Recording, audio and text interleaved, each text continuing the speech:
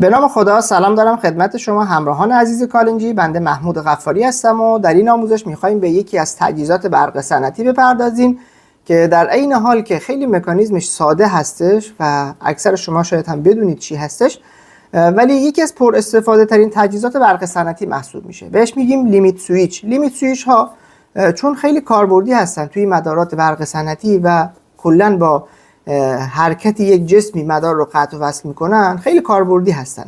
حالا دقیقاً چی هستن، چه مدل هایی دارن و چه جوری استفاده میشه؟ ببینید، لیمیت سویچ ها کلا 4 تا حالت دارن، یا مثلا به صورت آنتنیه، یا به صورت غلطکیه، یا پیستونیه و یا اینکه به صورت اهرمی هستش. این مدلی که در دست من مشاهده میکنید خودش دو حالته هست، یعنی هم غلطکیه هم پیستونیه.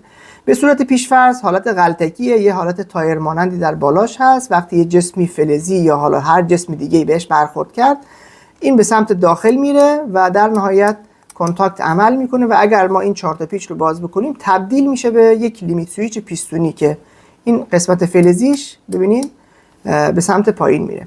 حالا به چه صورت عمل میکنه؟ ما اگر درش رو باز بکنیم، همونطور که مشاهده میکنید 4 تا پیچ داریم، یعنی در نهایت ما 2 تا کنتاکت داریم اینجا. یه کنتاکت نورمالی کلوز هست، یه دونه هم کنتاکت نورمالی اوپن هست که رو خودش هم نوشته، شاید داخل ویدیو مشخص نباشه، نوشته نورمالی کلوز و در بالایی نوشته نورمالی اوپن. وقتی که ما اینو فشار میدیم، همزمان این 2 تا کنتاکت نورمالی اوپن و نورمالی کلوز تغییر وضعیت میدن و باعث میشن که اون مدار ما قطع یا وصل بشن. مثلا توی مدار چپگر راستگر که توی بالا بر استفاده میشه، در نظر بگیرید یه صفحه فلزی هست که داره مثلا بالا و پایین میره. این صفحه فلزی وقتی که مثلا این میک سویچ به این صورت نصب میشه، این بهش برخورد میکنه. وقتی که برخورد کرد، در نهایت باعث میشه که این به سمت پایین حرکت بکنه و کنتاکتش فعال بشه، این کنتاکت بستش باز میشه مثلا، و در نهایت باعث میشه که اون الکتروموتور ما خاموش بشه و این صفحه دیگه بالاتر نره یا مثلا پایینتر نره. و این یکی از کاربردهای اصلیش هست که یه مثال خیلی ساده براتون زدم. اگرم که حالا توی لیمیت سویچ های مثلا مارک های معروف تهیه بکنید، این کنتاکت ها قابل تعویض هست. ببینید این کنتاکت باز میشه، این وقتی فشار میدیم یه زبانه مثلا مشکی هست، این به سمت داخل میاد و باعث میشه که این قسمت فلزی که میبینید این به سمت داخل بره و کنتاکت ما عمل بکنه.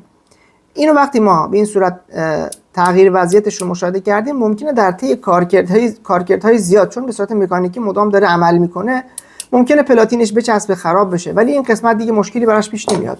پس این کنتاکت ها قابل تعویض هستن. حالا مارکای معروفی بگیرید، معمولا قابل تعویض، میتونید فقط کنتاکتش رو عوض بکنید. مثل شاسی های استاپ استارت که صرفا میشه کنتاکتش رو جدا کرد، قسمت بالاییش هم جدا کرد.